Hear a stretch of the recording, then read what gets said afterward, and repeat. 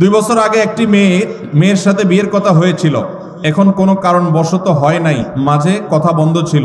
2 মাস আগে বাড়ির সব জানাই, আবার এখন ফ্যামিলি ভাবে কথা হয়, খোঁজখবর নিয়ে আব্বা রাজি না এখন, কিন্তু মেয়ে নাকি আমাকে এখন খুব পছন্দ করে।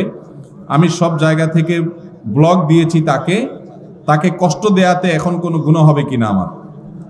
ভাইরা আমার, যদি কোনো কারোর সাথে বিয়ের আলাপ-সালাপ হয়, কোনো কারণে পারিবারিকভাবে কোনো কারণে বিয়েটা আর হলো না, তাহলে তার সাথে পরবর্তীতে ইনবক্সে, মেসেঞ্জারে, হোয়াটসঅ্যাপে ইটিশ পিটিশ আলাপ করা যাবে না যাবে না?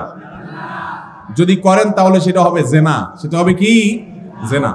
এখন যদি বলেন যে না, সে মেয়ে আমাকে ডিস্টার্ব করে, হাই হ্যালো জিজ্ঞাসা করে, আজেরা কথা জিজ্ঞাসা করে, তাহলে সোজা ব্লক মারবেন। সোজা কি মারবেন? আর এই ব্লক মারলে যদি মনে হয় যে না, তিনিও তো একজন মানুষ, তার মনে কষ্ট দিলে কি আল্লাহ খুশি হবে, তাহলে বুঝবেন যে সাক্ষাৎ শয়তান হাজির হয়ে গেছে। কি হাজির হয়ে গেছে? শয়তান হাজির হয়েছে। কারণ শয়তান আপনাকে মানবিক ভালো মানুষ বানানোর চেষ্টা করছে। আসলে এটা হলো নেক্সুরতে ধোঁকা। আপনাকে আসলে শয়তান জেনার দিকে নিয়ে যেতে চায়। অন্যায় থেকে বাঁচার জন্য, হারাম থেকে বাঁচার জন্য যদি কাউকে আপনি ব্লক লিস্টে রাখেন, ইনশাআল্লাহ গুনাহ তো দূরের কথা, উল্টা সওয়াব হবে আল্লাহর কাছ থেকে।